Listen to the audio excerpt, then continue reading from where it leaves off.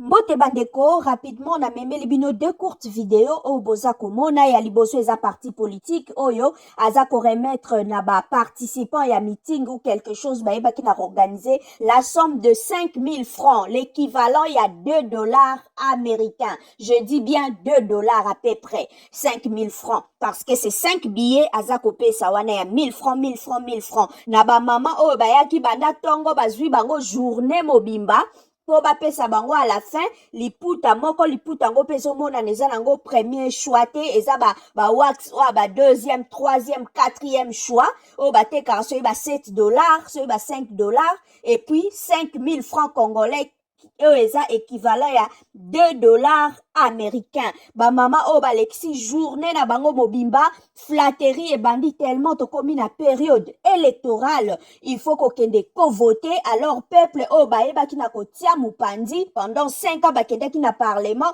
eloko basali na parlement emonani te interpellation moko ya malonga tomoni te kaka ba détournement ba salaire na bango ekomaki tina 21 000 dollars ba peuple oyo a souffrir mai te courant te transport te kolia na pasi makambo nyonso na pasi misala eza te tala flatterie mpona élection ezongi lisusu. Deuxième vidéo ezali oyo ya homme politique français natangi nanga pe kombo te bino moko boyebi nani mutu aza na Congo ebdenge boza komona aza escorté na même garde présidentielle bana moura nde baza ko sécuriser donc on prend parce que il faut qu'on ait la vidéo bazako kumisa que président il n'est même pas président de la République française c'est juste un homme politique français bien que un jour pas qu'on comme président mais pour l'instant aza présidenté donc oelinko la kisaite aza l'équivalent le quoi un Franck Diongo par exemple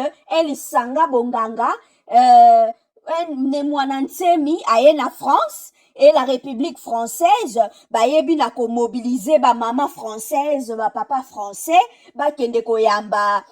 Franck Diongo ba yembela e ba nzembo ba betela e maboko ba kumisa e président photo lo bango bongo ou bien ndeko Eliezer aye na France ba mobiliser ba maman française ba papa français po ba kende ko yembela e ba sanjola e donc n'habite tout to zongi na tangu ya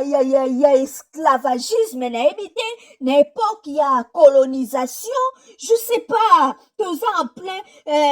21e siècle et là je vois c'est Eric Lukulasi à côté Eric Lukulasi quand même yom to vanda na poto mentalité nini oyo papa na poto esika o évolué bamboule belé esika o travaillé et aussi au monata mukolo moko un président africain ou un président européen aye na pays moko européen ba mobiliser ba na classe ba mobiliser ba mama ba papa o bobima na boulevard bokende koyamba chef de l'état topé roi bobima bokende na aéroport ndenge to monaka yango na mboka na biso mwana parlement ba ebisi na ba député bino nyonso na aéroport po bokende koyamba mpaya awa na Europe esalama mko nini royal ya Angleterre autai kozala na France wana tomonaki wapi ba mobiliser bana classe bakende classe te po bakende koyamba roi en tout cas nous devons évoluer na ba mentalité na biso to change.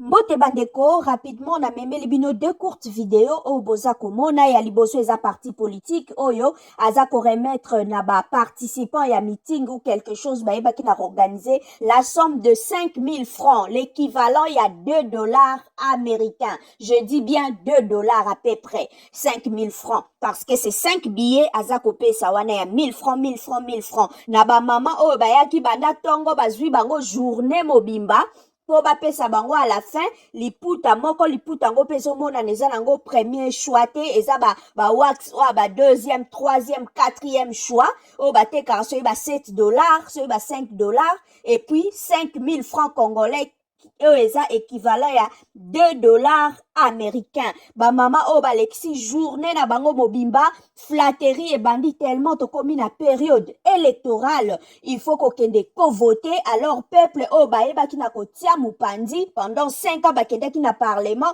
et loko basali na parlement et monanité interpellation moko ya malonga to monité kaka ba détournement ba salaire na bango ekomaki tina 21 000 dollars ba peuple oya souffrir maïté courant te transport te kolia na pasi makambo nyonso na pasi misala ezate tala flatterie pona élection ezongi lisusu. Deuxième vidéo ezali oyo ya homme politique français natangi nanga pe kombo te bino moko boyebi nani mutu aza na Congo ebdenge boza komona aza escorté na même garde présidentielle bana mourande baza ko sécuriser donc on prend parce que il faut qu'on ait la vidéo bazako kumisa que président il n'est même pas président et la République française, c'est juste un homme politique français, bien que un jour pas qu'on recommande président, mais pour l'instant aza présidenté. Donc oelinko la kisaite aza l'équivalent le quoi un Franck Diongo par exemple,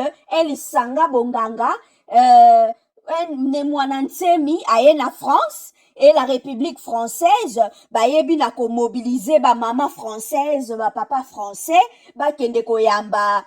Franck Diongo ba yembela e ba nzembo ba betela e maboko ba kumisa e président photo lo bango bongo ou bien ndeko Eliezer aye na France ba mobiliser ba maman française ba papa français po ba kende ko yembela e ba sanjola e donc n'habite tout to zongi na tangu ya esclavagisme n'habite n'époque ya colonisation je sais pas tous en plein